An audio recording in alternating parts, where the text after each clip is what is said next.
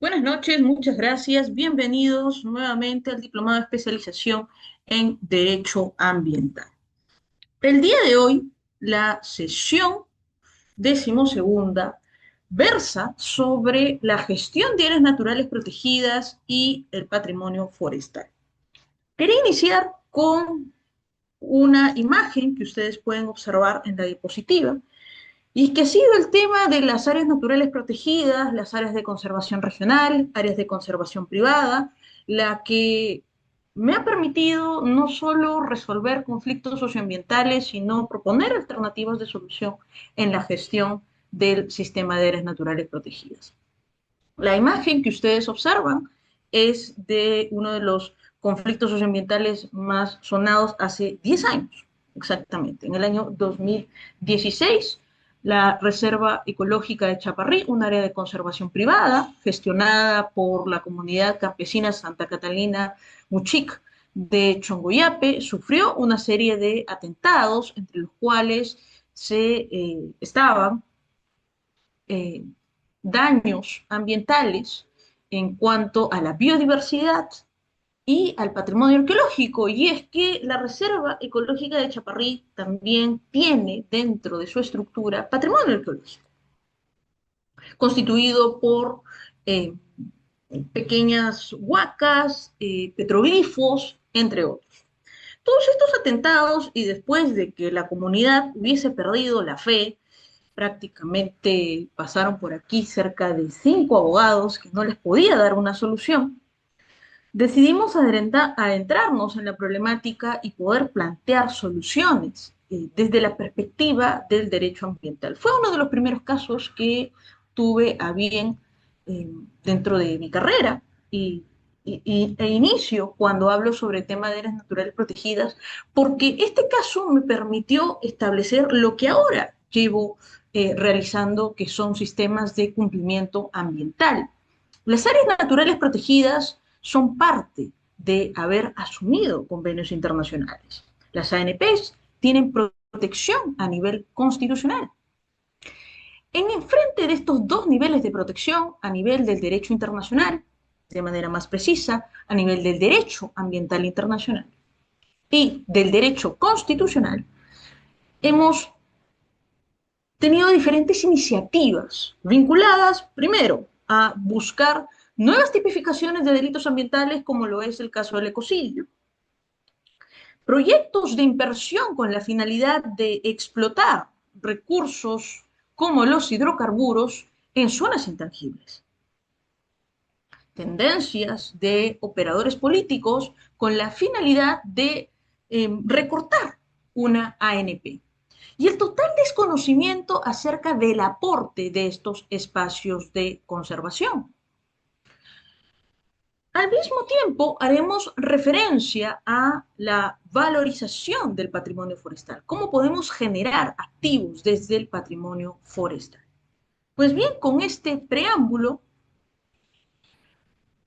observemos un poco cuál es el panorama al 2026 acerca de la biodiversidad. Nosotros afrontamos diversos riesgos. Tenemos un panorama que puede ser un tanto pesimista, en el cual los expertos prevén un turbulento o tormentoso riesgo en cuanto a nuestra apuesta por la a corto plazo, mayor confrontación dentro del escenario geoeconómico.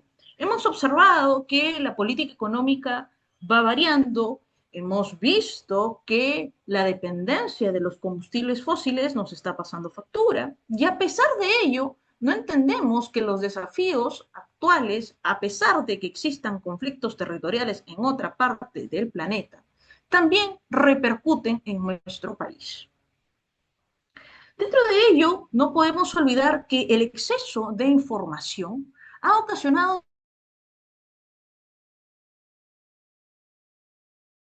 falsas que, estando en Semana Santa, me permito hacer un símil, tienen que ver como una especie de Babel del derecho ambiental, donde todos hablamos de diferentes lenguas, de diferentes maneras y no nos comprendemos. Y cuando el derecho ambiental no logra comprenderse, no logra entenderse las implicancias, por ejemplo, de la gestión y del manejo integral de las áreas naturales protegidas, entonces no podemos brindar soluciones ni desde la sociedad civil, ni desde el Estado, y mucho menos desde la empresa privada.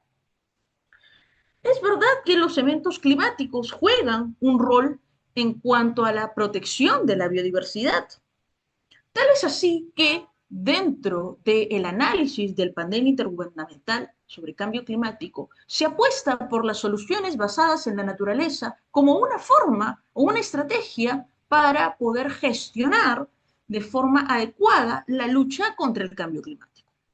No podemos olvidar que las emisiones de gases de efecto invernadero, entre las cuales está el dióxido de carbono, tiene en los árboles, ¿no?, en nuestros bosques, los principales sumideros de carbono. Y que por ende esta valorización del patrimonio forestal tendría que orientarse a buscar soluciones donde la sostenibilidad aplicada a la naturaleza pueda generar y ocasionar beneficios de carácter económico y financiero. En un panorama no tan pesimista y más bien un poco más realista, podríamos indicar que el colapso de los ecosistemas depende mucho de cómo nosotros, y al referirme nosotros también estoy involucrando principalmente a la sociedad civil y la forma de participación de la sociedad civil, en cuanto al deterioro ambiental. ¿Qué estamos haciendo a nivel de los ecosistemas? ¿Estamos cumpliendo con los objetivos que se han planteado a nivel de los Objetivos de Desarrollo Sostenible, del Convenio sobre Diversidad Biológica y de la propia Política Nacional del Ambiente? Estos puntos críticos nos llevan a pensar y a reflexionar que la gestión de áreas naturales protegidas implica un trabajo de manera coordinada y articulada en los tres niveles del Estado. A su vez, esto surge una serie de interrogantes, como por ejemplo, ¿cuál es el rol del CERNAM? ¿En qué medida aportan las áreas de conservación privada? ¿Se pueden realizar todo tipo de actividades económicas en las áreas naturales protegidas? ¿Es importante la opinión técnica del CERNAM en el marco de una evaluación de impacto ambiental? ¿Qué tan funcionales son los sistemas que conforman el Sistema Nacional de Gestión Ambiental y se interrelacionan? ¿Hasta qué punto los gobiernos regionales y los gobiernos locales o organizaciones ligadas a la protección ambiental ayudan a fortalecer el sistema de áreas naturales protegidas? ¿Existen infracciones? ¿Existen procedimientos? ¿Existen formas de canalizar la conflictividad en torno a las áreas naturales protegidas? Todos estas interrogantes, estas preguntas, vamos a buscar resolverlas el día de hoy.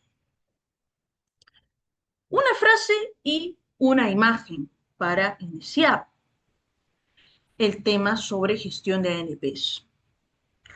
El libro de Yuval Noah Harari, Nexus, del año 2024, nos dice algo referido a la información que nosotros tenemos en materia ambiental y cómo este exceso de la información nos hace caer en una tecnocracia que no es capaz de brindar soluciones. He indicado en su momento que el derecho ambiental servirá en la medida que tenga un mínimo grado de implementación. A lo que quiero decir es que si el derecho ambiental no está bien implementado, que exista diversidad de normativas no nos garantiza su efectividad. Harari es bastante claro en su libro Nexus y nos dice lo siguiente: a pesar, o quizá debido a la acumulación de datos, tenemos exceso de información e información que es falsa, las fake news. Hemos observado cómo se utiliza la información en redes sociales para indicar que han ocurrido sismos en tales sitios o que han ocurrido inundaciones y terminan siendo videos pasados y no de algo que está sucediendo en la actualidad. A pesar de esta acumulación de datos, donde se supone nos haría mejores ciudadanos ambientales, seguimos arrojando a la atmósfera gases de efecto invernadero. Nosotros no hemos sido capaces de transitar a una mejora en cuanto a la matriz energética. Tampoco hemos sido capaces de transformar los activos a nivel de biodiversidad. He tenido la oportunidad de estar en Costa Rica el año pasado y poder observar a través del Jardín Botánico de Lancaster, en la Universidad de Costa Rica, la gestión que se hace referido a la biodiversidad y cómo la biodiversidad se ha convertido en el principal activo. Es verdad, yo no pretendo aquí que comparemos los sistemas de gestión de áreas naturales protegidas de un país como Costa Rica, que es un país pequeño, que tiene una matriz energética renovable del 80-90%, basada en energías renovables. Pero sí que podemos aplicar algunas de las buenas soluciones en torno al manejo de la biodiversidad y que se encuentra al alcance de nosotros. ¿Por qué? Porque la biodiversidad nos ayuda en la lucha contra el cambio climático, nos ayuda a optimizar la calidad de vida, nos ayuda como un nexo de convertir las actividades extractivas y utilizar, por ejemplo, instrumentos como los planes de cierre para fortalecer la restauración ecológica, que eso es algo que se viene realizando en países como Chile, como Colombia o Brasil. Contaminamos ríos y mares. Y esto no viene solo a través de aquellas empresas que, a pesar de ser formales, contaminan. Me estoy refiriendo a las economías ilegales que trascienden las propias fronteras. Narcotráfico, tala ilegal, por ende narcodeforestación, minería ilegal. Talamos bosques enteros, destruimos hábitats, provocamos esta fragmentación de los hábitats y condenamos a innumerables especies a la extinción. ¿Qué buscan las áreas naturales protegidas entonces? El poder preservar sobre todo aquellas especies que se encuentran en vías de extinción. Cuando yo asumí este caso, lo primero que pasó por mi cabeza es, ¿qué especie salvaguarda la ACP de Chaparrí? ¿Por qué presiento o tengo la inercia estatal enfrente mío, ¿no? Y no actúan respecto de nada, ¿no? Porque claro, en ese momento en que asumo esta defensa, yo no tenía mayor aceptación dentro de la comunidad. Me acompañaron, recuerdo, cuando recién inicié, 4 comuneros. ¿Y por qué no lo hizo el resto? Por miedo, por temor a las represalias. No contaba tampoco con respaldo del Estado.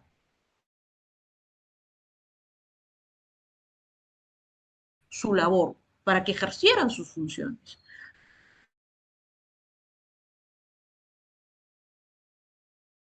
Locales, luego a nivel nacional e inclusive a nivel internacional, de la mano de una estrategia de comunicación y toda una estrategia técnico-legal. Pero eso es lo que nosotros nos ponemos a pensar cuando nos encontramos en esta clase de situaciones. Ponemos en peligro los cimientos ecológicos de nuestra propia especie. Entender que las relaciones entre el hombre y la naturaleza y las situaciones de despojo que encontramos respecto de la naturaleza, también nos coloca a nosotros un rol desde el punto de vista de la ética ambiental, de cómo percibimos nosotros a la naturaleza como un objeto susceptible de explotación de forma ilimitada o como un objeto importante que necesita una administración responsable. Pero el derecho ambiental que deriva del derecho administrativo, del derecho público y que se relaciona con las políticas públicas, dependerá también del gobierno que asuma si se le da la prioridad o no.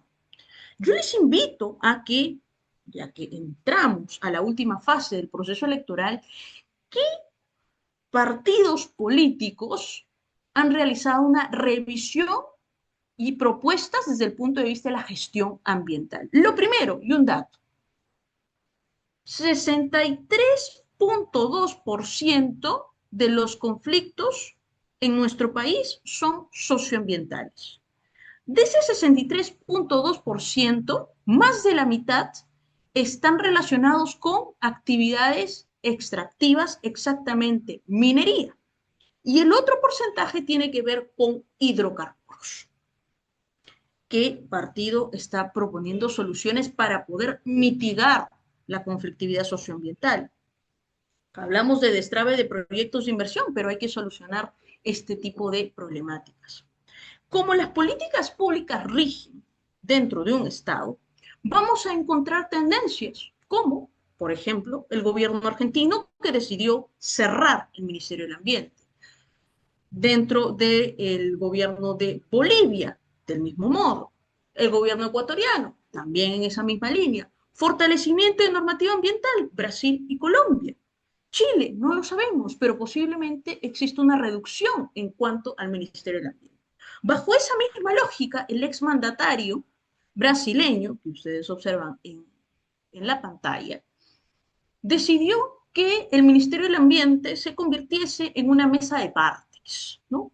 Y como era una mesa de partes para promover los proyectos de inversión, rol que no es del Ministerio del Ambiente desde ningún sentido, sino más bien mantener este equilibrio entre el crecimiento económico y la sostenibilidad ambiental, decidió que era indispensable ampliar la frontera agrícola.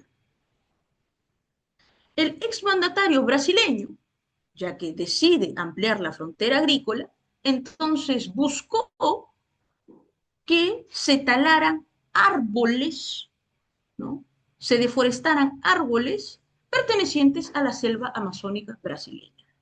Esto ocasionó en cifras un alto nivel de deforestación que en años se había ocasionado. Para el exmandatario no era importante proteger las áreas naturales protegidas, las ANPs, perdón. No era importante salvaguardar ni cumplir los compromisos internacionales. A pesar que uno de los principales compromisos internacionales, una de las principales declaraciones internacionales en materia de derecho ambiental internacional fue la Declaración de Río 92.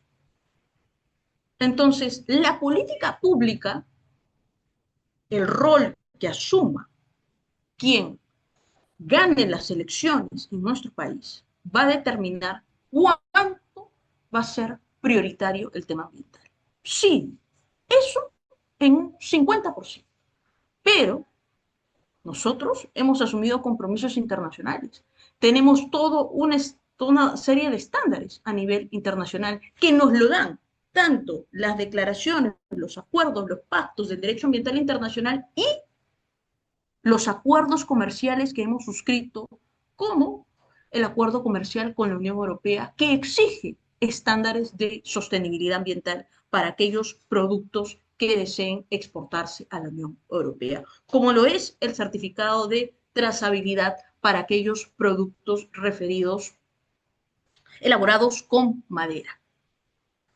Aquí quería mostrarles un pequeño video acerca de la importancia de las áreas naturales protegidas para nuestro país. Y es que las ANPs, como dije, tienen una base a nivel internacional que iremos explorando.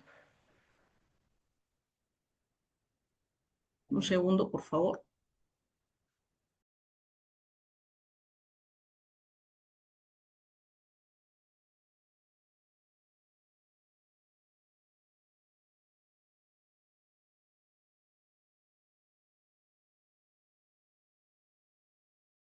Nuestro planeta está lleno de vida natural. Sin embargo, con el paso de las décadas, las poblaciones y ciudades han crecido, ocupando territorios naturales importantes. Frente a esta situación, se crean las áreas naturales protegidas, espacios que conservan muestras representativas de flora y fauna y albergan comunidades que se desarrollan sosteniblemente con sus ecosistemas. A pesar de ser espacios de conservación, no son espacios intocables, ya que el turismo y las actividades económicas que se desarrollan en ellas continúan promoviendo su sostenibilidad. En el Perú existen 76 áreas naturales protegidas y están distribuidas en zonas marino-costeras, andinas y amazónicas. Para su protección, existen diversos equipos de trabajo, conformados por guardaparques que en alianza con las comunidades se encargan de asegurar su desarrollo sostenible. Ellos y ellas son los que lideran la protección de nuestra casa natural.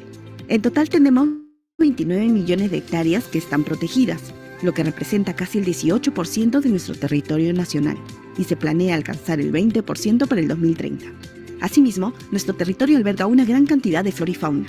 Sin embargo, de esta última, 186 especies se encuentran en peligro de extinción y 64 en estado crítico. Además de ello, de acuerdo con el monitoreo del Programa Nacional de Bosques del MINAM, en el año 2020 se perdieron 203.000 hectáreas de bosques. Es así que la creación de áreas naturales protegidas ha demostrado ser una solución contra este y otro tipo de problemáticas, ya que mediante un trabajo de vigilancia y capacitación constante, se busca que las comunidades que viven en ellas o en zonas aledañas puedan continuar su desarrollo, protegiendo el ecosistema y conviviendo con las especies que allí habitan. Las estadísticas actuales nos indican que estamos avanzando en la recuperación de estos espacios. Sin embargo, la deforestación y el cambio climático son latentes, y en la labor de lograr el 100% de estado de conservación contribuimos todos y todas.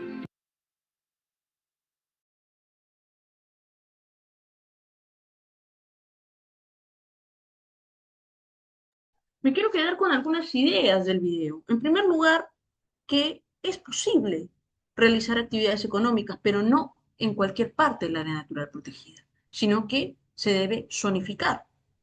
Hay áreas naturales protegidas que están relacionadas con los usos directos y otras con los usos indirectos. Ya vamos a ir viéndolo por aquí. He indicado que las áreas naturales protegidas tienen un respaldo a nivel internacional. Iniciemos de abajo hacia arriba. Ustedes observan aquí diferentes convenios internacionales. Todos estos convenios internacionales, excepto el convenio Jarus, que tiene que ver con el establecer los derechos de acceso a nivel de la Unión Europea. Nosotros podríamos colocar aquí en reemplazo de Jarus al convenio, al acuerdo de Escazú, que no hemos ratificado. En el marco de estos convenios encontramos al Convenio sobre Diversidad Biológica. La Declaración de Río 92, la Cumbre de la Tierra, efecto ecologizante de las constituciones del mundo, especialmente Latinoamérica. El Convenio sobre Diversidad Biológica es uno de los productos de Río 92. Esto a su vez tiene protocolos, protocolo de Nagoya, protocolo de Cartagena. Y estableció hace algunos años, aproximadamente en el año 2012, 13, me parece, las famosas metas Aichi.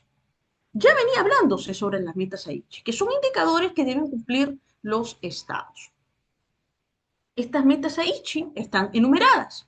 La meta Aichi número 11 versa sobre la obligación de los estados de crear espacios de conservación para mantener las muestras representativas de flora y fauna.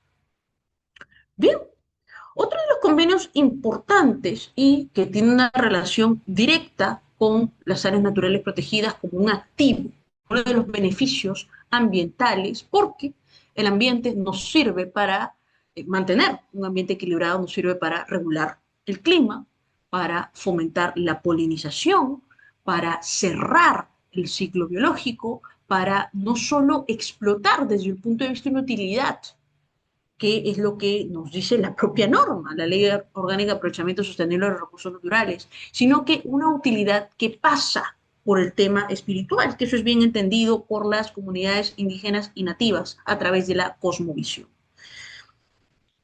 Entonces, tenemos ahí, por ejemplo, el convenio Ramsar, la protección hacia sitios denominados Ramsar por este convenio, donde salvaguardan a los humedales.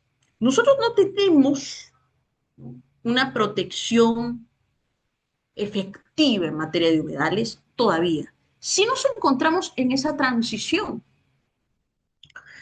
tenemos ley, tenemos reglamento en materia de humedales. En el caso chileno, por ejemplo, ellos ya tienen una protección no solo de humedales de forma genérica, sino que los han clasificado. Por ejemplo, se salvaguardan humedales urbanos, aquellos que colindan con la urbe, como bien lo dice. Eso también responde a un tema de carácter geopolítico. Ahora, esto es lo que yo les he comentado del caso chileno hasta el año pasado. Observemos qué sucederá, porque una de las medidas de reforma que ha tomado el actual gobierno de Kast es fusionar el Ministerio de Energía y Minas y el Ministerio de Economía. No me extrañaría que reduzcan al Ministerio del Ambiente en una secretaría, ¿no? Porque estamos hablando de un conservadurismo muy fuerte. Otro convenio que tiene una relación directa con el tema de protección de la biodiversidad es el convenio de Minamata. El convenio de Minamata es recién, ¿no? El convenio de Minamata, año 2008-2009, que busca, ¿no?, establecer que aquellos países que lo hayan suscrito combatan el tema del mercurio. ¿Cuáles son las actividades económicas que utiliza en mayor medida el mercurio? La minería ilegal. Entonces, a través del convenio de Minamata se busca luchar contra, por ejemplo, este flagelo de minería ilegal. El Acuerdo de París, en uno de sus artículos, artículo 5 del Acuerdo de París, habla acerca de la importancia de los bosques y de los mecanismos de servicios ecosistémicos, ¿no?, como una forma de combatir la lucha contra el cambio climático. Reconoce el rol de las comunidades como guardianes del bosque. Ello de la mano con el Convenio Marco de Naciones Unidas sobre el Cambio Climático, otro de los productos de Río, que busca alternativas de estrategias de mitigación y adaptación al cambio climático, donde está la protección de los bosques y qué mejor forma a través de la gestión de las ANPs. Otro convenio importante es el convenio CITES, que permite clasificar y cuestionar cuando se busque el tráfico de flora y de fauna silvestre. Nosotros estamos suscritos al tema del CITES, hemos ratificado el convenio CITES. Este convenio busca castigar a aquellas personas, y se utiliza el convenio CITES como marco de delitos como el de tráfico de flora y de fauna silvestre. Y bien, dentro de estos convenios está también Estocolmo, Basilea, pero versan sobre otro tipo de temáticas que no tienen conexión con las ANPs. Los objetivos de desarrollo sostenible están íntimamente ligados también a las áreas naturales protegidas, a través de la gestión del recurso hídrico, a través de la gestión de los ecosistemas terrestres, la acción climática, entre otros, ¿no? Y los famosos lineamientos de la OCDE, ¿no?, donde se busca que el Perú ingrese a esta clase de estándares internacionales y de esta forma obtenga una acreditación internacional y un posicionamiento a nivel mundial como un país que respeta estándares internacionales, entre los cuales se encuentra la protección ambiental. Un sitio Ramsar que nosotros tenemos a nivel de humedales es el lago Titicaca. Se podría invocar, por ejemplo, la salvaguarda del lago Titicaca a partir del convenio Ramsar, y esto cuestionarlo no solo a nivel nacional, a nivel de la jurisdicción nacional, sino de carácter internacional. Dentro de la sistematización que tenemos de la Constitución, nuestra Carta Magna es bastante clara al colocar a las áreas naturales protegidas en este rango, un rango constitucional. Si bien nosotros tenemos una constitución dogmática, ¿no?, donde están señalados los derechos, como el derecho a un ambiente equilibrado y adecuado y el derecho al agua, dentro del marco de lo que se denominaría la constitución económica y el régimen económico del ambiente y los recursos naturales, vamos a encontrar un artículo que tiene relación directa con las áreas naturales protegidas. Es más, cuando se realizó la acción de inconstitucionalidad sobre la famosa ley antiforestal, que esta ley ya tiene repercusiones, por ejemplo, en el ámbito de los delitos ambientales, encontramos la invocación al artículo 68 de nuestra Constitución. El artículo 68, desde mi perspectiva, es el ejemplo evidente de que nosotros hemos asumido el convenio sobre diversidad biológica.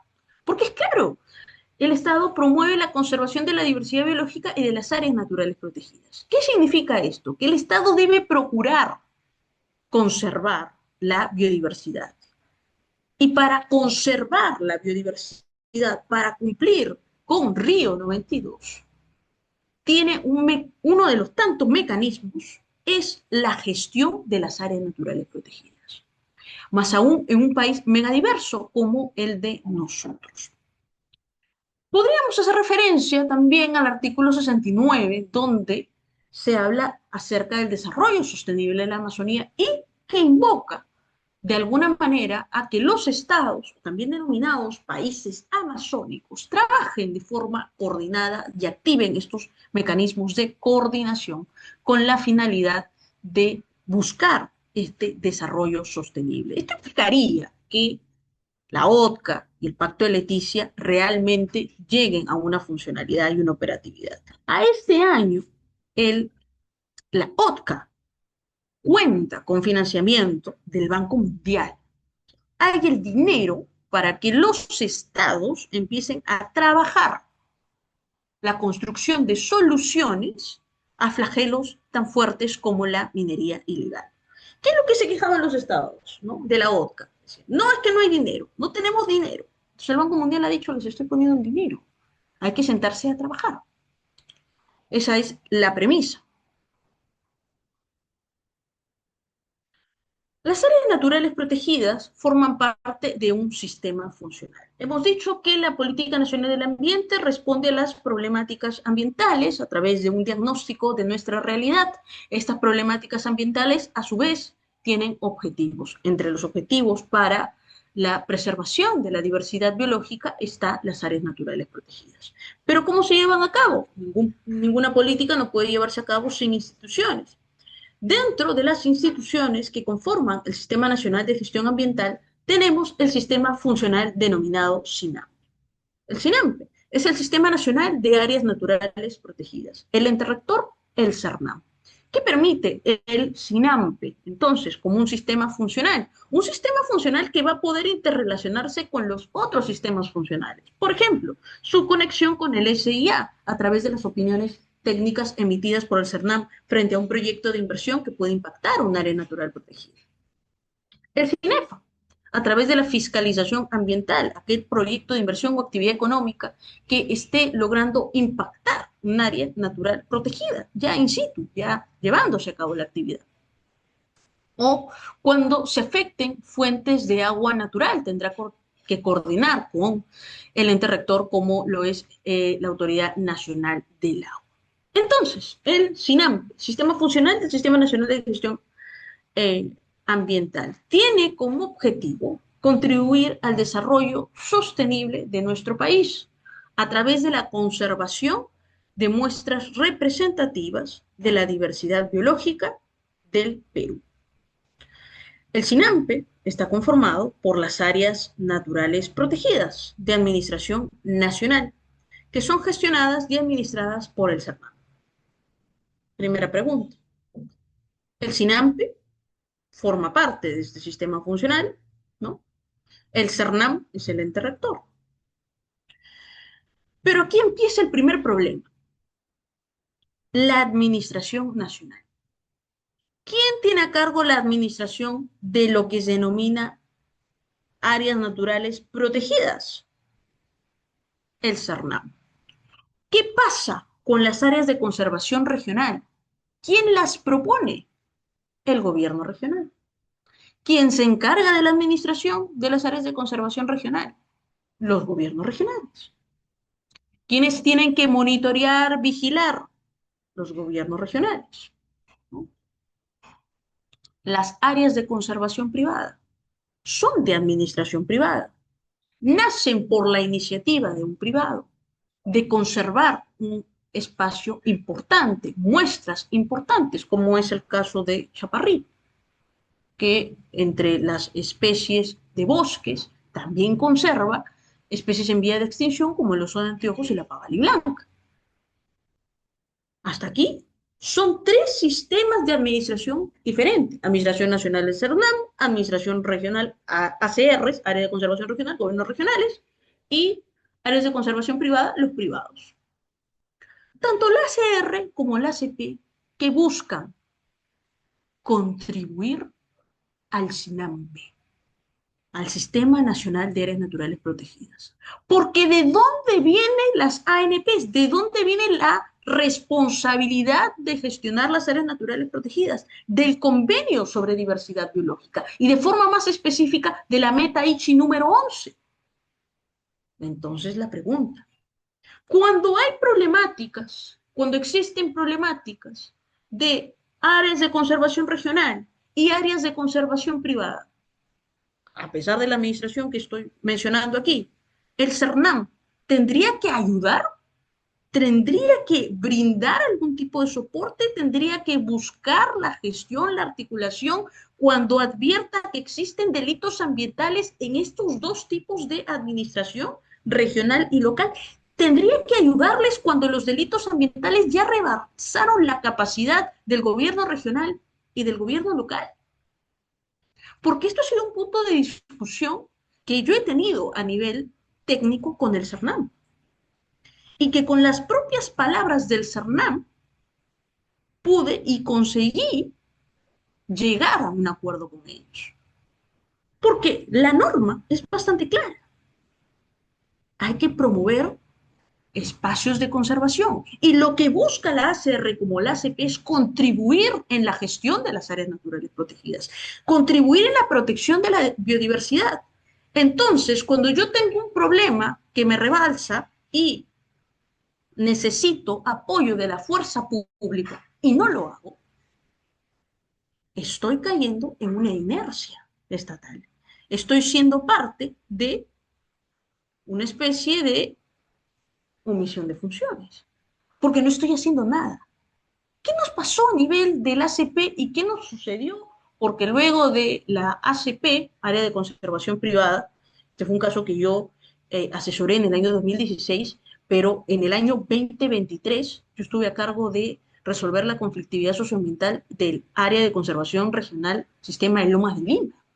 Entonces, bajo ese mismo criterio, bajo esa misma lógica, ya no como privado, sino como funcionario público, es que pude solicitarle más bien yo al CERNAM que interviniese, que no era lo ideal. Lo ideal era que el CERNAM actúe como un articulador, actúe como el encargado de coordinar, y no que viniese todo desde el gobierno regional. Porque claro, a mí el CERNAM, en el primer caso de ACP, de la Reserva Ecológica de Chaparrí, me dijo, les vamos a quitar la categoría de área de conservación privada. Lo dijo el presidente del CERNAM. Salió en prensa a decir eso. Y yo dije, no, yo también la repliqué. ¿Por qué ustedes utilizan la última vía, que es quitar la categoría de ACP? Y nunca nos respondieron, yo tenía la documentación, cuando se les pidió articular con las fiscalías especializadas en materia ambiental, con la Policía Nacional, para poder llevar a cabo un desalojo. No lo hicieron. Y en ese momento el CERNAM enmudeció.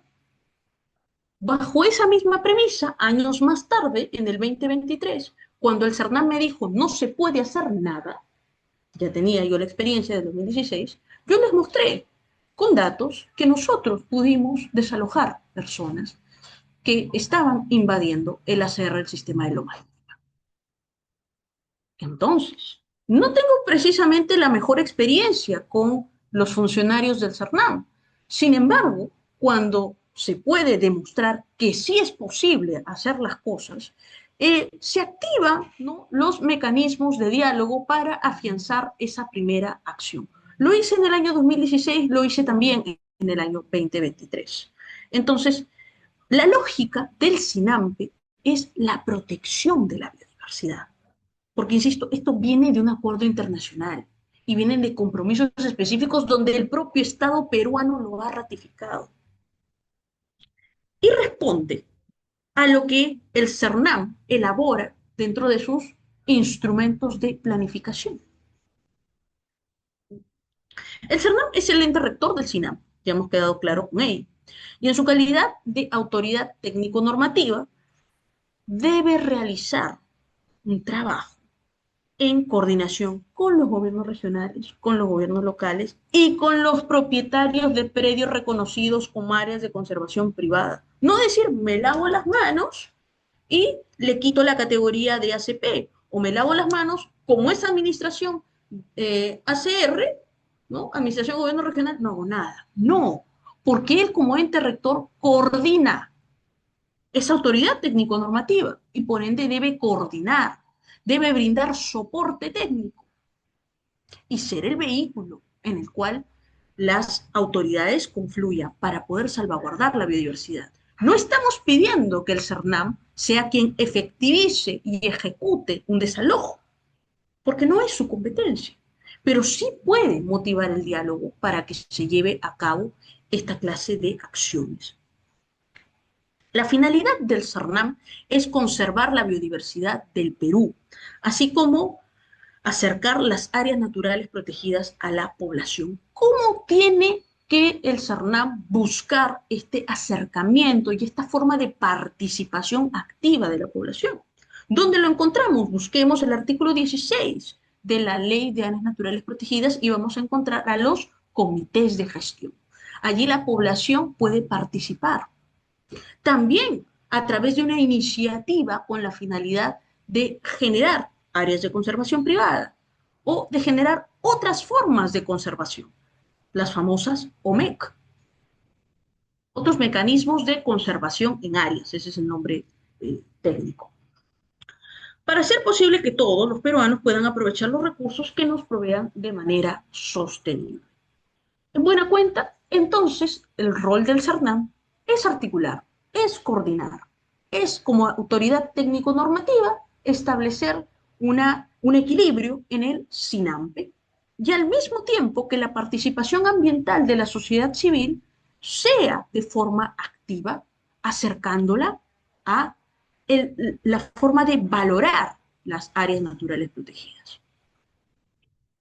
Entre las funciones, estas funciones las hemos extraído del ROF, ¿no? Cuando ustedes tengan alguna duda de cuál es el rol del CERNAM, revisen su reglamento de organización y funciones. A mí me sirvió mucho para los desafíos que tuvimos posteriormente dentro del ámbito público y privado.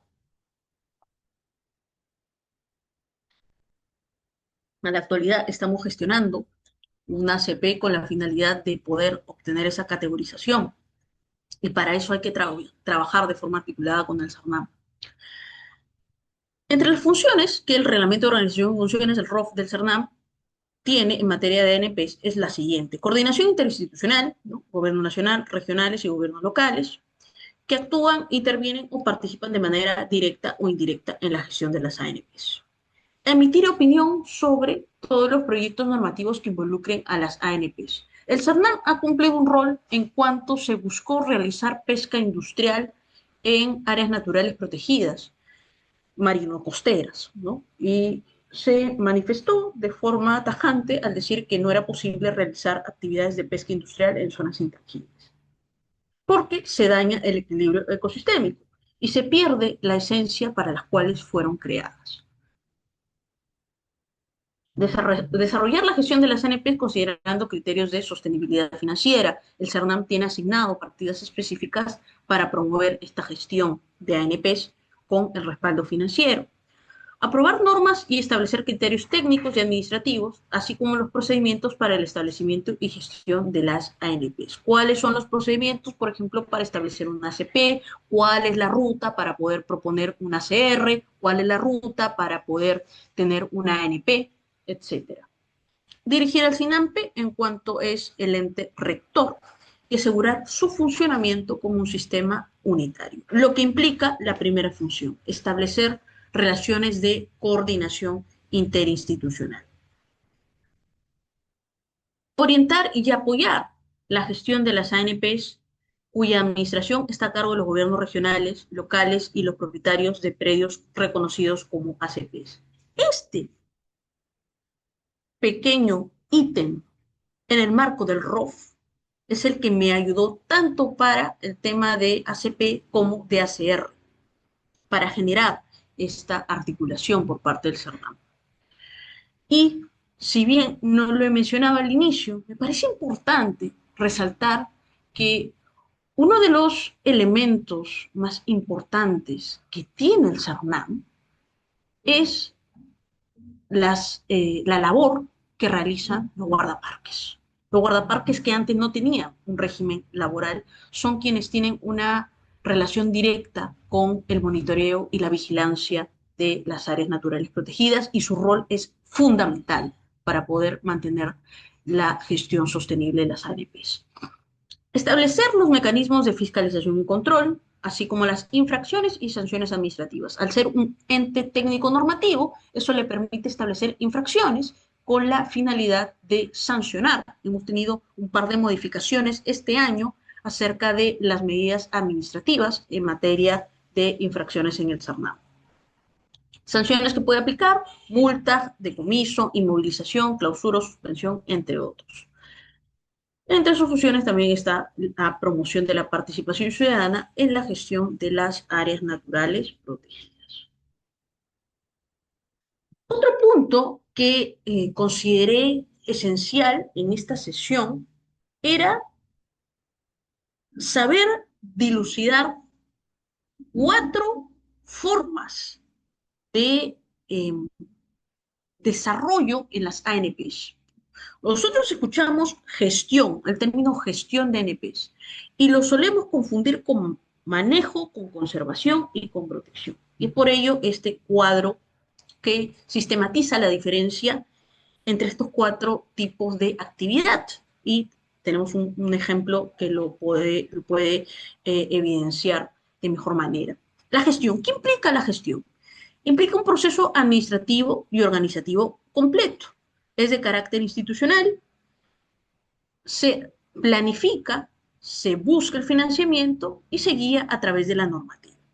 ¿Cuál es el objetivo de la gestión? Que el área sea viable operativa y financieramente. El manejo, y es un nivel más operativo, es el conjunto de acciones técnicas aplicadas en el territorio. Por ejemplo, control de incendios, monitoreo biológico, turismo. ¿Cuál es el objetivo del manejo de las ANPs? Ejecutar lo planificado para alcanzar las metas de conservación, para alcanzar lo que se ha planificado a nivel de gestión. La conservación es el uso sostenible y el mantenimiento de la biodiversidad. ¿Cuál es su enfoque? El equilibrio. Permitir que las actividades humanas no dañen los ecosistemas que se encuentran salvaguardándolos. Se dan cuenta que en la conservación llegamos nuevamente al concepto de ética ambiental. Por eso me parece importante que cualquier especialista en materia ambiental, cualquiera sea la profesión o la expertise técnica que tenga, debe partir de la ética ambiental para poder entender los conceptos técnicos. La ética nos da una base filosófica, es verdad, pero es esa misma ética la que nos lleva hacia planteamientos como la necesidad de conservación.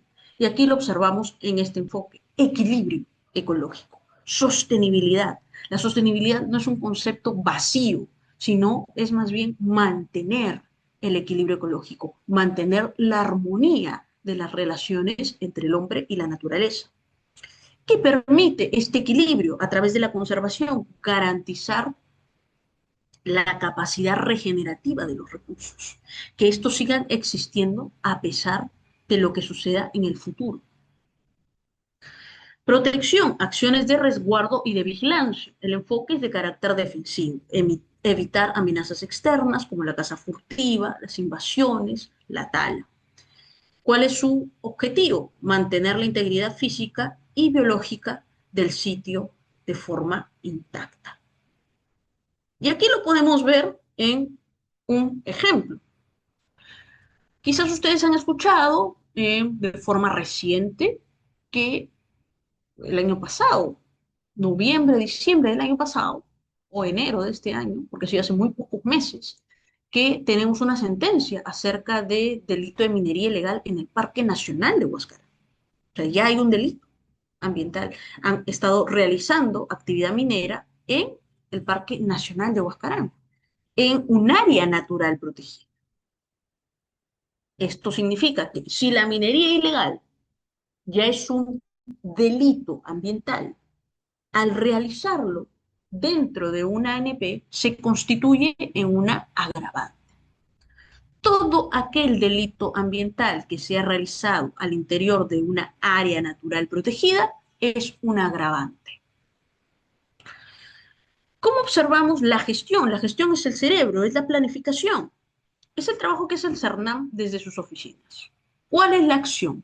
La elaboración del plan maestro. Este es uno de los instrumentos de planificación que deben tener las ANPs y las ACRs y las ACPs cada 5 años, para que cómo se distribuye el área natural protegida, qué espacios van a servir para el turismo, qué espacios van a servir solo para conservación, se va a preservar conocimientos ancestrales, si es que los hubiera, ¿no?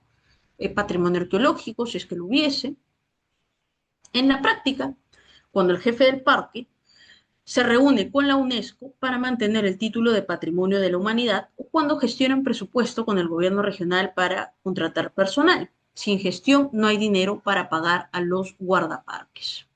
El manejo son las manos, cómo se debe eh, intervenir de forma técnica en los ecosistemas, en este caso del Parque Nacional de Huacara. ¿Qué tipo de acciones implican? Zonificación y mantenimiento de los senderos, por ejemplo.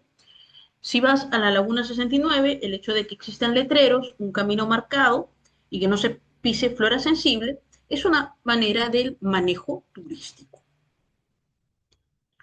Protección, el escudo que necesita el parque. Es la vigilancia y el cumplimiento de la ley para evitar delitos ambientales, como por ejemplo colocar puestos de control. En la práctica, cuando los guardaparques detienen a un grupo de personas que intentan realizar minería ilegal. Conservación, la meta a la que deben aspirar las áreas naturales protegidas y las áreas de conservación regional y las ACPs. El resultado es que el nevado sigue ahí, acción, restauración de ecosistemas, y en la práctica es el equilibrio.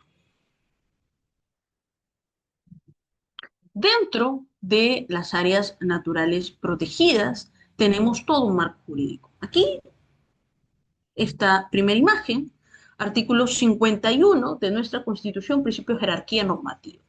La Constitución es la norma máxima, la norma suprema que dirige el Estado. La Constitución es la que establece las reglas del juego a nivel económico, es la que establece la categoría de derechos fundamentales, toda la categorización de derechos fundamentales, es la que establece la estructura orgánica del Estado. Sobre la base de la Constitución es que se puede emitir normas denominadas infraconstitucionales, entre las cuales están la ley, las normas con rango de ley, los decretos y normas de naturaleza ejecutiva, las resoluciones, etc. Y aquí lo vemos de forma tal cual.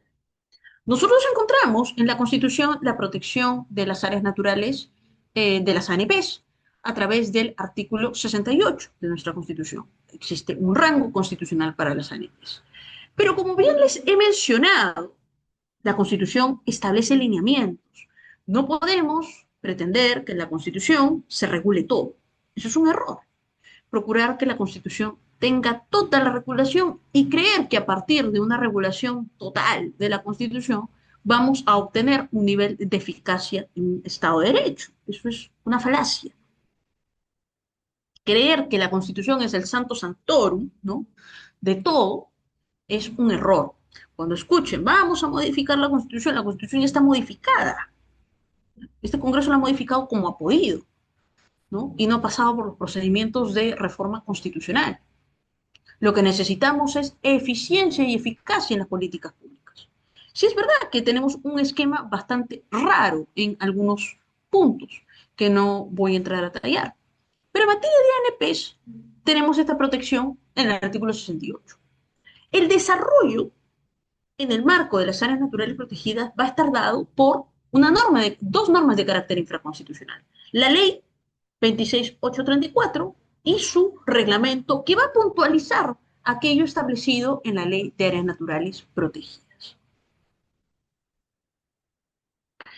Las ANPs generan beneficios ambientales, económicos y sociales. Ambientales como mantener el equilibrio del ecosistema, económicos como proveer recursos naturales y servicios de la naturaleza, beneficios sociales como la disponibilidad permanente para las poblaciones humanas, el equilibrio climático, el desarrollo planificado de actividades productivas, la estabilidad climática y la seguridad alimentaria, entre otros. ¿Qué son las áreas naturales protegidas? Desde el punto de vista de la ley de ANPs, podemos tener la siguiente definición en el artículo 1. Son espacios continentales y o marinos del territorio nacional, expresamente reconocidos declarados y establecidos como tales. ¿Por qué? Porque dentro de las áreas naturales protegidas tenemos una categorización: parques nacionales, reservas comunales, santuarios históricos, entre otros, incluyendo sus categorías y zonificación, las categorías que he mencionado, y la zonificación, tipos de zonificación, zona de amortiguamiento, zona de protección directa, zona arqueológica, ¿no? Histórico-cultural, perdón, entre otros. Para conservar la diversidad biológica, hemos dicho, muestras representativas de flora y fauna, y demás valores de interés paisajístico, cultural y científico. Paisajístico, los refugios de vida silvestre. Refugio de vida silvestre es La Quipampa, por ejemplo, en Ferreñafe. Cultural, Santuario Histórico de Bosque de Pómac, que salvaguarda un capítulo de la cultura moche, en el caso de Lambayeque, y científico, porque existen muestras que son difíciles de conseguir y forman parte de la riqueza de nuestra biodiversidad, así como por su contribución al desarrollo del país. En un país megadiverso, apostar por las áreas naturales protegidas no solo genera beneficios ambientales, sino también aquellos beneficios sociales y económicos que ya hemos visto. Entonces podemos decir que son patrimonio de la nación, por ende el Estado tiene un rol de administrador responsable. Se dan a perpetuidad para evitar mayores cambios y seguir toda una hoja de ruta para la conservación. Y existen restricciones en cuanto a los usos directos dentro del área natural protegida. ¿Cuáles son los objetivos de establecer una ANP? Asegurar la continuidad de los procesos ecológicos. Hemos dicho, la biodiversidad, la naturaleza nos ayuda a regular el clima, a fortalecer la seguridad alimentaria, a regular la capacidad de sumideros de carbono, etcétera. Evita la pérdida de la diversidad genética. Uno de los protocolos importantes que deriva del Convenio sobre Diversidad Biológica es el Protocolo de Cartagena. ¿Qué dice este protocolo? En el que nosotros también estamos inmersos. Que hay que preservar aquellas muestras genéticas que derivan de la flora y fauna para poder preservar la biodiversidad. Las ANPs proporcionan oportunidades de investigación científica, fortalecen la educación ambiental y actividades de recreación. Nos ayudan a conservar la identidad natural y cultural. Existen áreas naturales protegidas, no solo los santuarios históricos, que en esencia los santuarios históricos son de carácter de patrimonio arqueológico, sino que también tenemos dentro del marco de las ANPs aquellos espacios de áreas naturales protegidas que contienen también valores arqueológicos, que contienen muestras arqueológicas, como los petroglifos, por ejemplo. Mantener y manejar los recursos de flora y fauna silvestre, mantener muestras de comunidad natural, evitar la extinción en los procesos de flora y de fauna silvestre, mantener la base de los recursos para mejores procesos productivos y restaurar los ecosistemas deteriorados. ¿Qué nos quiere decir todos estos objetivos de establecer las áreas naturales protegidas? Mantener el equilibrio ecológico que hace representativo a un país. En este caso, según el video que nosotros hemos observado, la cantidad de ANPs o las iniciativas a nivel de ACRs y de ACPs terminan contribuyendo en salvaguardar nuestro capital natural. Aquí un pequeño esquema de la clasificación en cuanto a los niveles de administración de las áreas naturales protegidas. Áreas naturales protegidas son de administración nacional. Ejemplo, Parque Nacional de Ticumaría lo administra el CERNAP. Las ACR lo administran los gobiernos regionales. Por ejemplo, ACR, el Sistema de Lomas de Lima. Las ACP la administran los privados. Por ejemplo, la ACP, Reserva Ecológica de Chaparrí. Pero ojo, ustedes en el artículo 3 van a encontrar tipos de áreas naturales protegidas y son los tipos de administración que se ejercen. Y es ahí donde entra la confusión, como les mencioné. entre si es ACR y la administración del gobierno regional, entonces el CERNAM tendría que mantenerse al margen cuando exista algún tipo de problemática que rebasa las fronteras de la ACR, ¿no? Que rebasa eh, eh, y que genera un grado de complejidad. Ese es el viejo concepto, que ya se ha ido superando en el tiempo, ¿no? Las ANPs, con excepción de las ACPs, áreas de conservación privada, son de dominio público y no podrán ser adjudicadas como propiedad a particulares. Si se declara ANP e incluye predios privados, se dispondrá las restricciones del uso de propiedad del predio o las medidas compensatorias correspondientes. Este es un dato importante. Las ANP son de dominio público y no pueden ser entregadas a particulares.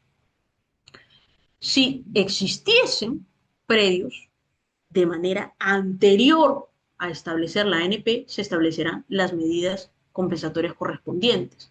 De esta manera se busca asegurar la compatibilidad y se promoverán acuerdos con los titulares del predio.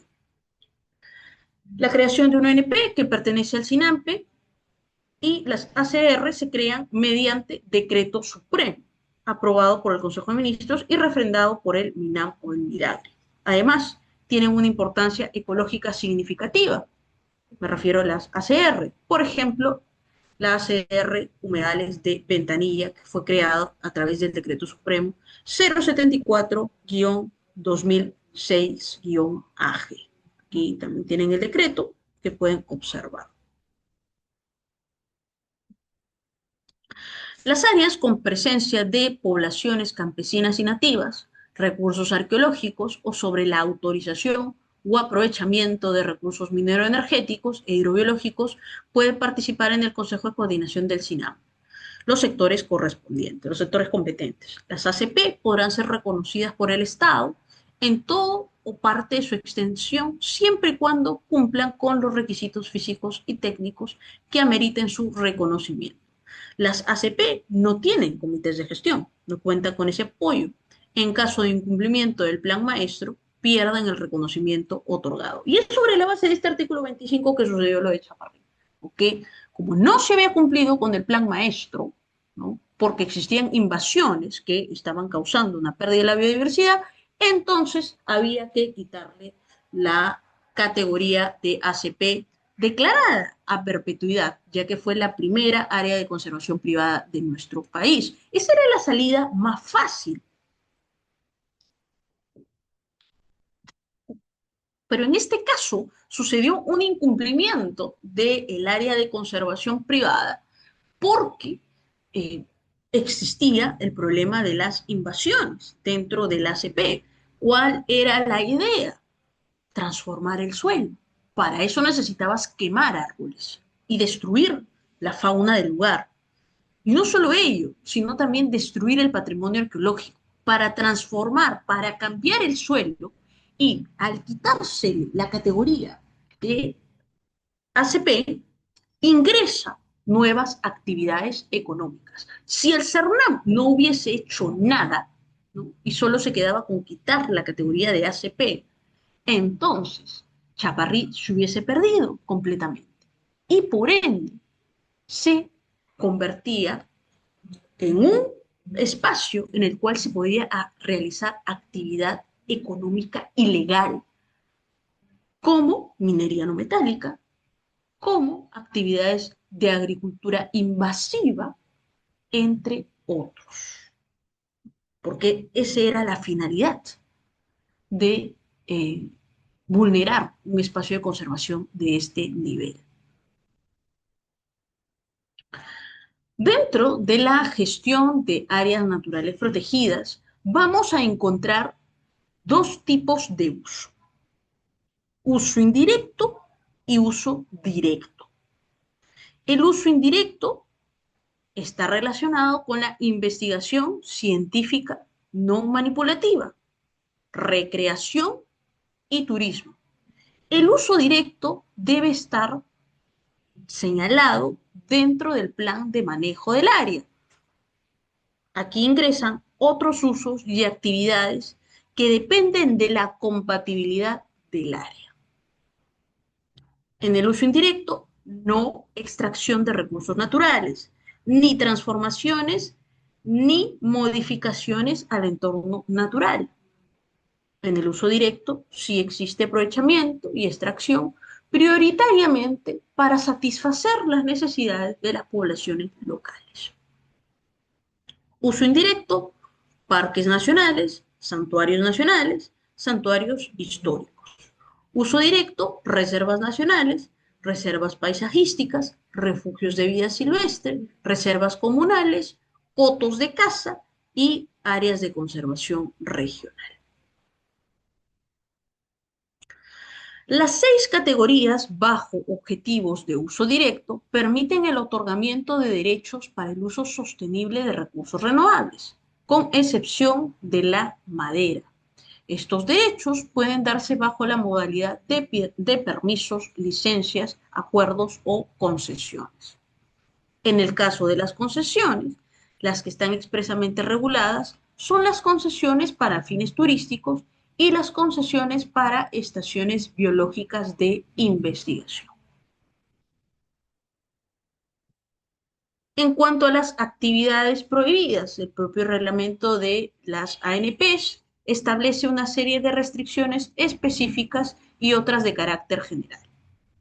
En las áreas de uso directo de recursos se encuentra prohibido actividades de aprovechamiento forestal, salvo estas se realicen para poblaciones locales, asentadas previamente al establecimiento del área, siempre y cuando sea con fines de subsistencia y en la zona de uso especial. Está prohibido la transformación de ecosistemas naturales, uso directo, actividades agrícolas y pecuarias, salvo en las zonas de uso especial y para poblaciones locales asentadas previamente al establecimiento del área, construcción o habilitación de infraestructura y senderos que no sean compatibles con la zonificación. La caza deportiva es compatible con algunas categorías de uso directo, como lo es los cotos de caza. En cuanto a las áreas de uso indirecto, está prohibido el aprovechamiento de recursos no renovables, el aprovechamiento de recursos naturales renovables, salvo subsistencia de la población, la transformación de los ecosistemas naturales, las actividades agrícolas y pecuarias, también respecto de fines de subsistencia de la población, la construcción o habilitación de infraestructura y senderos que no sean compatibles con la zonificación. ¿Qué nos dicen las zonificaciones? Las zonificaciones nos permiten establecer para qué sirve cada espacio dentro del área natural protegida. Servirá para temas científicos, servirá para temas de turismo, servirá para actividades agrícolas relacionadas con la subsistencia, servirá para la preservación de valores culturales y estilos de vida, etc.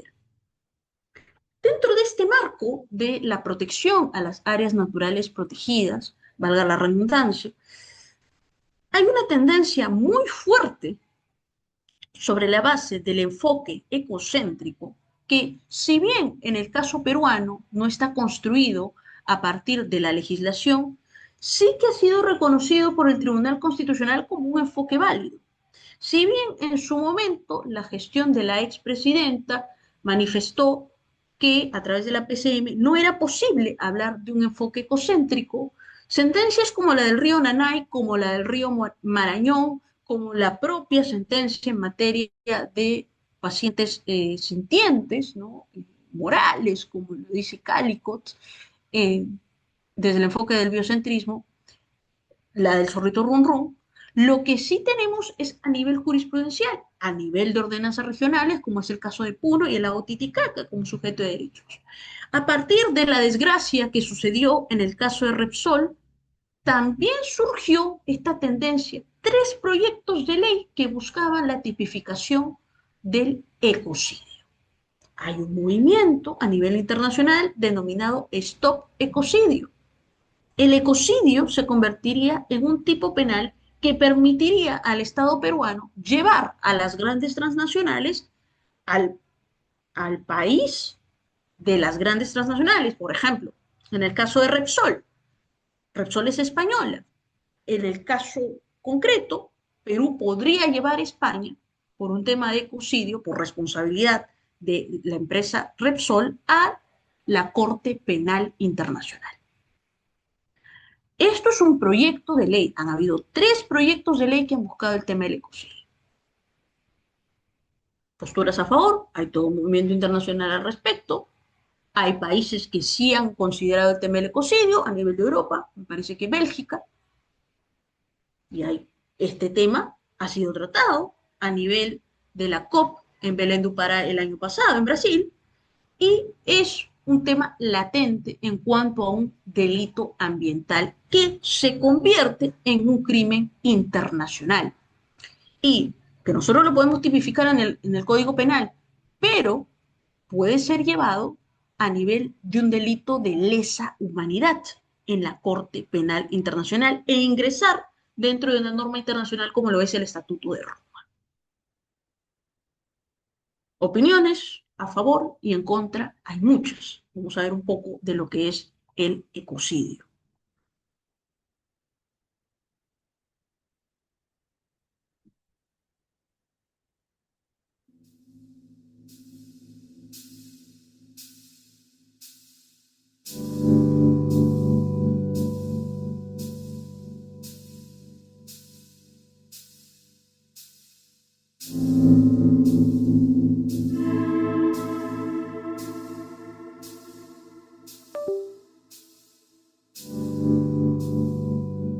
El ecocidio fue definido en el año 2021 por un panel de expertos independientes convocado por Stop Ecocidio Internacional, y este panel lo definió como toda acción u omisión ilegal o arbitraria perpetrada a sabiendas de que existe una probabilidad sustancial de que cause daños graves, extensos o duraderos al medio ambiente. Esto que parece un poco largo lo explico en términos sencillos.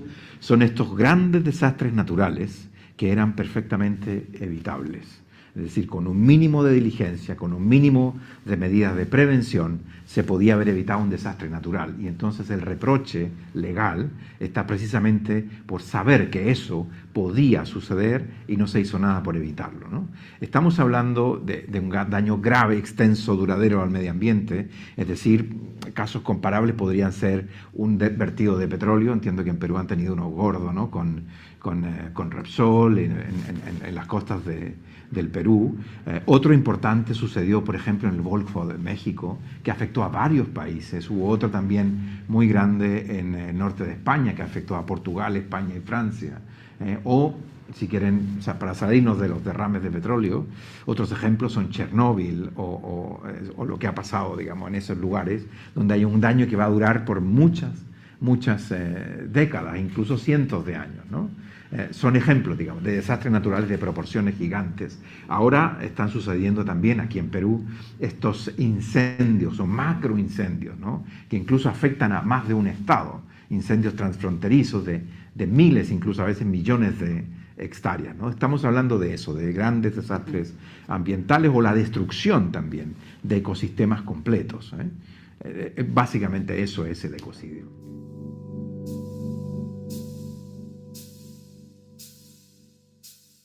Lo que nosotros proponemos es que el ecocidio se convierta en un crimen internacional, específicamente en un crimen bajo la competencia de la Corte Penal Internacional. La Corte Penal Internacional juzga, ¿no?, los crímenes más graves que ha conocido la humanidad: genocidio, crímenes de guerra, crímenes de lesa humanidad, etc., ¿no? Entonces la idea es que el ecocidio esté allí, porque queremos que sea un crimen internacional. Ahora bien, a nivel nacional, a nivel local, por supuesto que existen una serie de legislaciones ambientales de carácter preventiva, administrativa y también delitos ambientales, y está muy bien que existan, pero esto pretende ser el peor de los delitos ambientales, o una categoría, digamos, superior.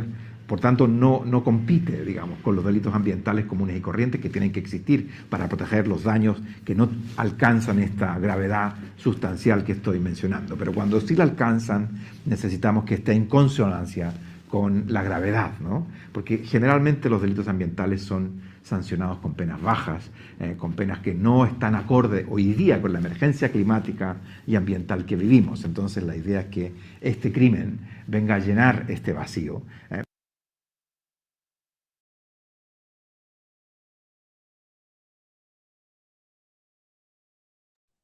Nosotros hemos tenido desastres de todo tipo. Hay un punto de quiebre en cuanto a las infracciones administrativas y los delitos ambientales. Mi postura es bastante clara. Cuando estamos frente a un delito ambiental, para mí el derecho ambiental falló, porque el derecho ambiental es preventivo. Y cuando ya tenemos un daño de estas proporciones y de esta dimensión, significa que el derecho ambiental no funcionó.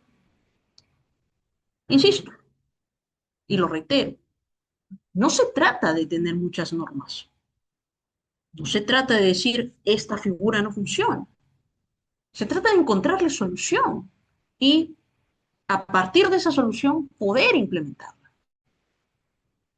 Tipificar un delito más, ¿no? Discutir el nivel de gravedad, podría quizás generar un efecto de mitigar hasta cierto punto el daño. Pero el daño ya está hecho y es duradero, es permanente.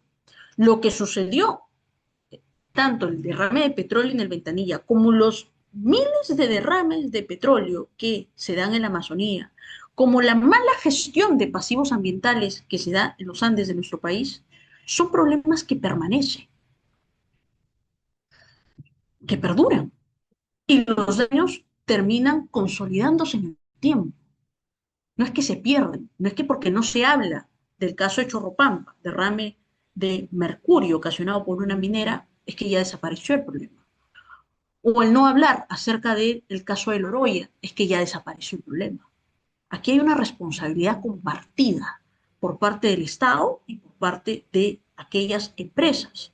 Y también una responsabilidad por parte de nosotros, porque la participación ambiental también implica involucrarse en esta clase de temáticas, involucrarse en el debate y proponer soluciones al respecto. El ecocidio es una salida que se sigue buscando y se sigue explorando, no solo a nivel de Perú, sino a nivel de todo el mundo. ¿Por qué les mostré el video del ecocidio? Lo hice por dos razones. Primero, porque se imaginan el daño tan fuerte que puede tener un área natural protegida, donde se salvaguardan especies en vía de extinción, si existe inercia estatal, si no se hace nada en ninguno de los niveles de gobierno, o si el ente rector no actúa. Estamos frente a un daño permanente y duradero que rompe esa relación armónica entre el hombre y la naturaleza y por ende daña la calidad de vida, tanto a nivel de la salud humana como de la salud ambiental. Eso es una realidad. Y segundo, tendremos una clase donde hablaremos sobre los delitos ambientales y ahí podremos debatir en extenso este punto. Algo que no podemos olvidar, las ANPs y las ACR se establecen a través de decreto supremo aprobado por el Consejo de Ministros y refrendado por el MINAM o el MIDAGRE. El PRODUCE podrá refrendar el decreto supremo cuando involucren áreas de protección de ecosistemas marinos o incluyan aguas continentales donde sea posible el aprovechamiento de recursos hidrobiológicos. Las zonas reservadas, que es una de las categorizaciones, ¿no? Y las ACPs se establecen a través de RM, resolución ministerial del Ministerio del Ambiente. Un punto que no analizó uno de los famosos proyectos normativos de este Congreso, la reducción física o modificación legal de las áreas naturales protegidas de la Administración Nacional solo puede realizarse a través de ley del Congreso de la República. Entonces dijeron, vamos a empezar con la actividad productiva dentro de las ANPs. ¿Qué sucedió? Ellos estaban buscando que se realice explotación de hidrocarburos en la zona de Baja-Sonera, zona intangible, zona con una amplia riqueza biológica a nivel tanto de bosques como de fauna. Menos mal, esto ha sido ratificado por la Corte Suprema, que no se pueden tocar a las áreas naturales protegidas. porque la finalidad de una ANP es la preservación, conservación de las muestras representativas de flora y fauna silvestre. Y si tú empiezas a hacer actividades económicas que no son compatibles con la finalidad de una ANP, entonces no se deben hacer. Esa es la lógica. ¿Por qué piensan o por qué creen ustedes que el artículo 67, el 68, hablan acerca de la protección de las ANPs? ¿Por qué tenemos el Convenio sobre Diversidad Biológica ratificado? ¿Por qué tenemos a las metas Aichi, la meta Aichi número 11 de ANPs? Porque nosotros hemos asumido un compromiso a nivel internacional y a nivel nacional con la legislación y el reglamento de áreas naturales protegidas. Aquí también les he dejado dos videos acerca de cómo se constituye un área de conservación regional y cómo se constituye, cuál es la ruta para constituir una ACP.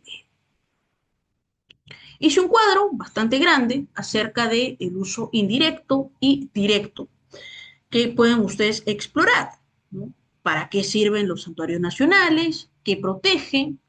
Los ejemplos que nosotros tenemos en nuestra legislación. Voy a mencionar solo algunos de ellos por temas de tiempo. Santuarios nacionales, protección de una especie o comunidad específica de flora y fauna o formaciones naturales de interés científico.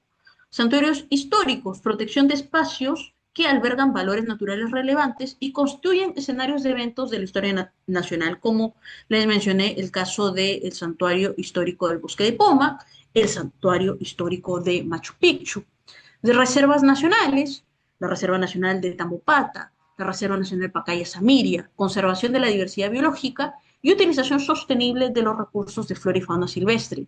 Reservas paisajísticas como Nor-Yauyoscocha, protección del ambiente cuya integridad geográfica muestra una armonía entre el hombre y la naturaleza. Nuevamente aparece el concepto de la ética ambiental en un concepto técnico, reserva paisajística. Refugios de vida silvestre, donde se requiere intervención activa con fines de manejo para garantizar el mantenimiento de los hábitats. Pantanos de Villa, Laquipampa. Reservas comunales, que desde mi percepción es la forma más clara, más evidente del enfoque de interculturalidad. Las reservas comunales permiten la conservación de flora y fauna en beneficio de las poblaciones rurales vecinas a través de los usos ancestrales. Ejemplo, la Reserva Comunal de Yanesha. Y bueno, aquí tienen todas las categorías que eh, son de las ANPs en el caso peruano. Y los tipos de zonas, la zonificación. Esto es lo propio que debe tener el plan maestro, saber para qué se utiliza cada parte del área natural protegida. Zona de protección estricta. Áreas con ecosistemas frágiles o especies únicas. Solo se permite labores de investigación y monitoreo. ¿Cuál es el nivel de intervención? Nivel mínimo, intangible. Investigación y monitoreo. Investigación biológica y monitoreo. Nada más. Zona silvestre. Zonas que mantienen un estado natural. Se permite educación y turismo de bajo impacto, es decir, sin infraestructura permanente. Uso público. Áreas destinadas a la recreación, al turismo y a la educación ambiental. Cuentan con infraestructura para visitantes. Uso especial. Áreas ocupadas por asentamientos humanos preexistentes o donde se ubican servicios como torres de energía. Nivel de intervención alto, controlado. Recuperación, zonas degradadas por actividad humana o natural que requieren acciones de restauración. Intervención activa. Uso directo, área donde se permite el aprovechamiento de recursos naturales bajo planes de manejo. Histórico-cultural, donde se albergan restos arqueológicos o manifestaciones culturales importantes. Dentro de la gestión y manejo integral de áreas naturales protegidas están los instrumentos de planificación. Estos instrumentos de planificación nos permiten definir el alcance de cómo se debe manejar un área natural protegida, pero sobre todo nos permite establecer cuál es nuestra estrategia nacional en cuanto a mantener la biodiversidad o diversidad biológica, si se le quiere denominar así. Uno de los planes más importantes es el Plan Maestro. ¿Por qué? Este documento permite definir los objetivos estratégicos del área natural protegida, la zonificación y las políticas de gestión del área. Cuando no se cumple el plan maestro, en el caso de una ACP, que también lo requiere, se le quita categoría, se le quita la categoría de área de conservación. Este plan maestro tiene una vigencia, una frecuencia de 5 años y es revisable por parte del CERNAM. El plan operativo anual es la herramienta de gestión a corto plazo que permite detallar las actividades, las metas y presupuesto para un año específico. Es de carácter anual. Los planes de sitio es la planificación específica para las áreas de uso público y se define dónde van los senderos, miradores y servicios turísticos, según necesidad. Los planes de manejo, que están orientados al aprovechamiento sostenible de los recursos específicos, flora, fauna o paisaje en las áreas de uso directo. Y el documento de planificación macro, lo que rige el SINAMPE, la Estrategia Nacional de Áreas Naturales Protegidas. Este documento orienta la gestión de todo el SINAMPE a nivel nacional a largo plazo. Se plantea con un horizonte de 10 años a más. El marco legal vigente para las ANPs se rige principalmente por el Decreto Supremo 002-2022 MINAM, infracciones, que aprobó el nuevo reglamento de PAS, Procedimiento Administrativo Sancionador, y sus actualizaciones recientes 2025 y 2026 sobre la metodología del cálculo de multas. Para el año 2026, la metodología se ha vuelto más estricta, pero en torno a las multas coercitivas, a través de la resolución que ustedes ven en pantalla, 068-2026-CERNAM/PE, las cuales se aplican si el infractor no cumple con las medidas correctivas, como lo es reforestar o limpiar, tras la sanción inicial. Infracciones que sanciona el CERNAM: transitar en zonas no autorizadas, ingreso sin autorización o sin pagar el derecho de entrada, algo que es leve, que puede ser una amonestación, arrojar residuos, vertimentos o contaminantes al interior del área, extracción de recursos sin título habilitante, ocupación ilegal e invasión de terrenos dentro del área natural protegida, incumplir indicaciones del personal del CERNAM, encender fuegos en lugares no autorizados, negar información o impedir la labor de supervisión de los especialistas. También ustedes tienen aquí la clasificación de cada una de estas infracciones que son sancionables por el CERNAM. Y bien, para culminar con el segundo componente de la sesión del día de hoy, hemos hecho una referencia importante acerca del aprovechamiento tanto de la fauna silvestre sostenible como del tema forestal, ¿no? Gestión forestal sostenible. La gestión forestal no se limita solo a la extracción de madera, sino que se requiere un enfoque de carácter integral, como un ecosistema vivo, mediante estrategias como ciclos de corta, tala selectiva y tratamientos silviculturales. Productos no maderables representan una alternativa económica de bajo impacto: frutos, semillas, fibras y productos medicinales. El manejo de fauna silvestre también es una forma de buscar el aprovechamiento sostenible. La fauna es esencial para la regeneración del bosque y la dispersión, mediante la dispersión de semillas y polinización. Su aprovechamiento se divide en 3 modalidades: manejo en libertad, se realiza en el hábitat natural mediante cuotas de extracción basada en estudios poblacionales, como el manejo de población de vicuña; manejo en cautiverio, ex situ, son criaderos destinados a la producción de comercio legal; y el turismo de la naturaleza, como lo es el avistamiento de aves. Pilares de la sostenibilidad tanto a nivel de la gestión forestal y de fauna silvestre: viabilidad económica, integridad ecológica y equidad social. Para que un proyecto de aprovechamiento sea verdaderamente exitoso y duradero, debe existir un equilibrio perfecto entre estos tres pilares fundamentales. Si uno falla, entonces el sistema colapsa. ¿No les parece estos tres pilares algo tan similar como lo es el desarrollo sostenible? El informe de Brundtland hablaba sobre las tres dimensiones del desarrollo sostenible en los años 80: dimensión social, dimensión ambiental, ¿no?, y dimensión económica.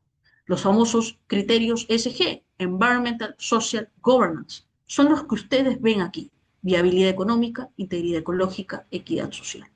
¿A qué se refiere?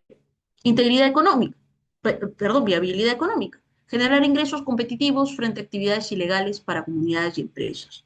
Ecológico: mantener intactos los servicios ecosistémicos, agua, carbono, suelo. Y social: respeto a los derechos indígenas y la distribución justa de beneficios.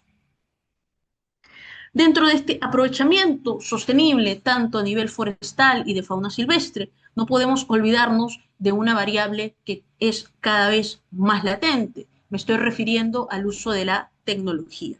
La eficacia tecnológica nos permite generar mejores formas del aprovechamiento sostenible de los recursos naturales. La tecnología ha revolucionado la vigilancia de los recursos y permite un nivel de control y protección sin precedentes contra las amenazas. Trazabilidad, ¿no?, con blockchain, rastrear cómo se elaboran productos maderables, por ejemplo, y esto es una exigencia que he mencionado de la directiva de la Unión Europea desde este año para la exportación de productos a base de madera. Drones y satélite, monitoreo en tiempo real para detectar alertas de deforestación temprana. Sensores acústicos, sistemas de inteligencia artificial que permiten detectar disparos en áreas protegidas, enviando alertas inmediatas. Conclusiones y retos. Debemos buscar un proceso de formalización sin burocracia excesiva para el aprovechamiento sostenible de los recursos naturales, como una variante complementaria a la gestión de ANPs, a través de un proyecto de impacto en cuanto a la formalización para evitar también las famosas economías ilegales. Yo les agradezco la asistencia el día de hoy y su atención en este tema referido a áreas naturales protegidas y al aprovechamiento sostenible del patrimonio forestal y de fauna silvestre. Si hubiese alguna interrogante, les agradecería que lo puedan decir a través del chat.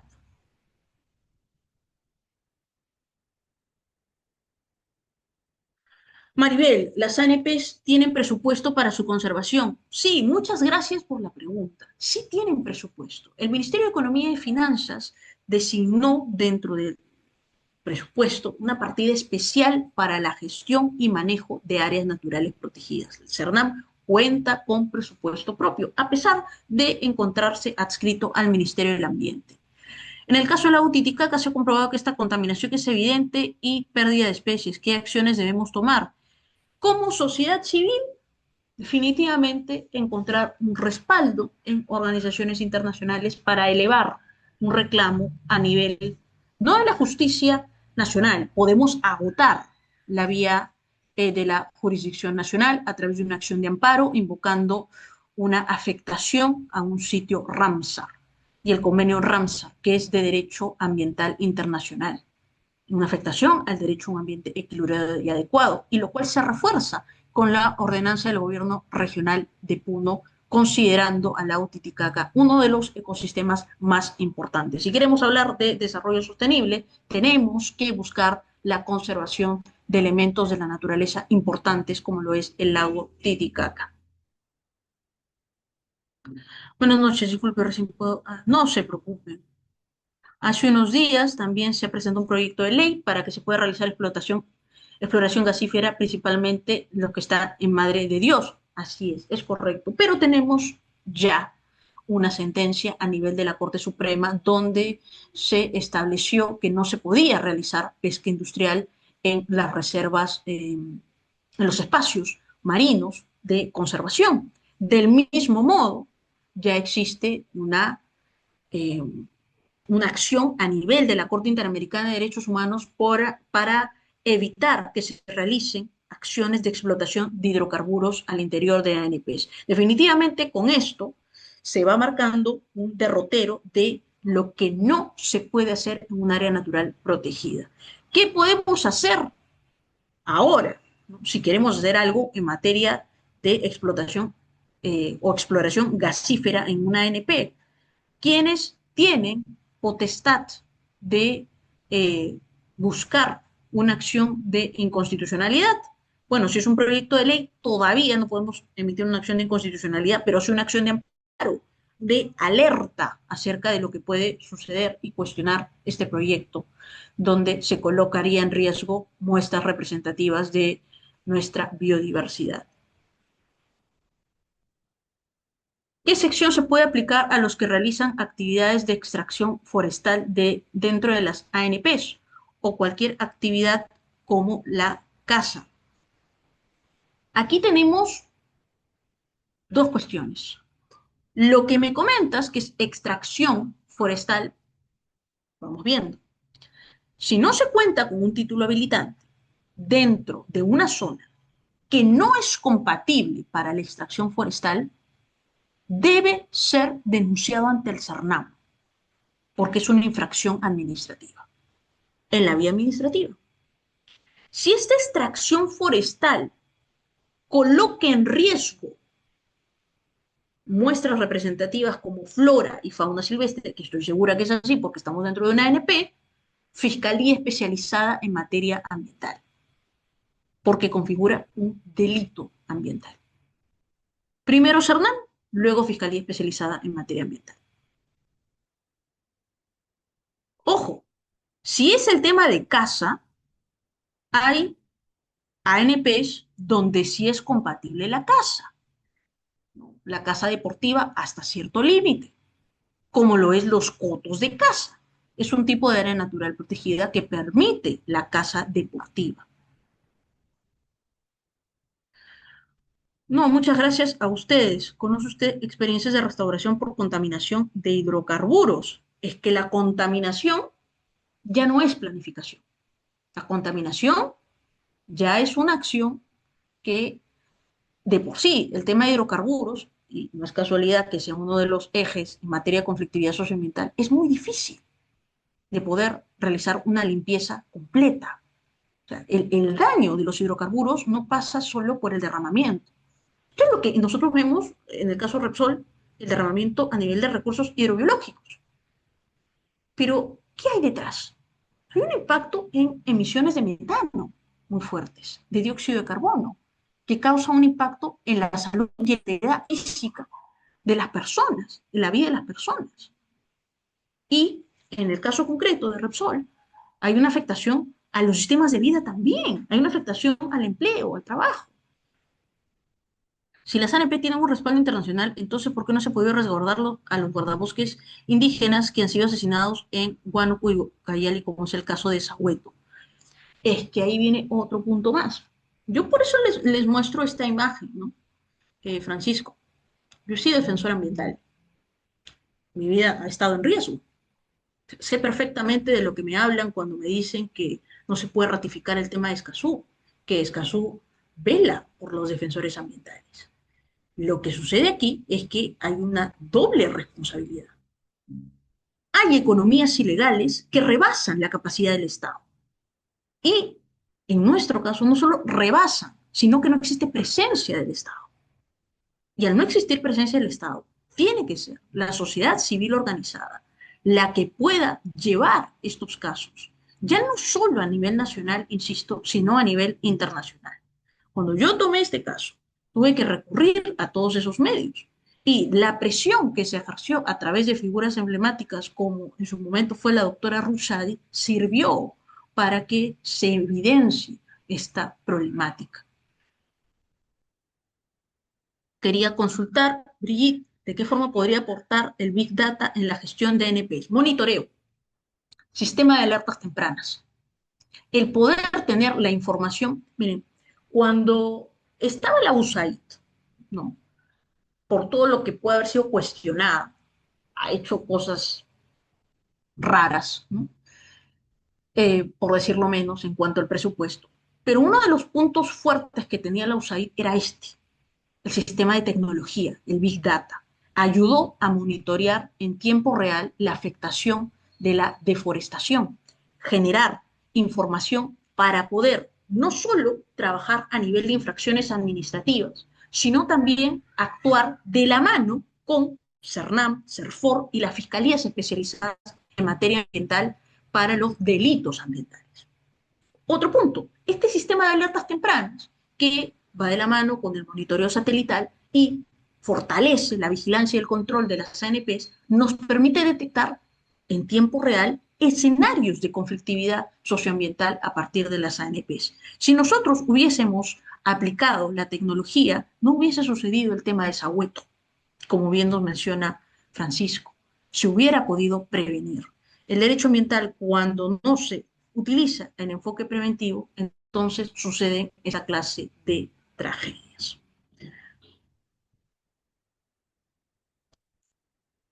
Más emblemáticos es el de reforestación de Ochur, que han desaparecido comunidades, arrojado extensiones de terreno, pero con la anuencia del gobierno regional, actuando de cómplices con el Ministerio de Agricultura. Francisco, aquí sucedió en el caso del departamento de Lambayeque, ¿no?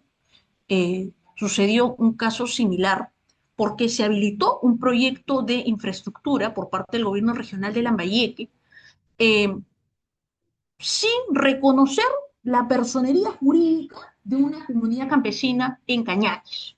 No la reconoció, dijo no existe, hay que hacer el proyecto ahí. Y era una comunidad campesina que, ojo, mantenía sus usos y costumbres, por lo que configuraba dentro del ámbito de la consulta previa. Se realizó una acción de amparo, he tenido la oportunidad de participar en ello de forma indirecta, porque uno de mis maestros de la maestría estuvo a cargo de la defensa de esta comunidad y se suspendió el proyecto completamente. Pero ¿de dónde vino el problema? Del gobierno regional. El gobierno regional fue el que lo desconoció, a pesar de que tenían personería jurídica, a pesar de que su personería jurídica estaba inscrita en registros públicos. Y para variar, emitió una ordenanza del gobierno regional bastante nefasta, donde se desconocía a esta comunidad y se tuvo que recurrir a la acción de amparo, porque había una falta de reconocimiento de la personería jurídica de la comunidad y de los derechos inherentes a esa personería jurídica, como lo es la propiedad comunal. Bien, les agradezco nuevamente su atención el día de hoy. Espero que la sesión haya sido de su agrado. Buenas noches con cada uno de ustedes y buen fin de semana. Permiso.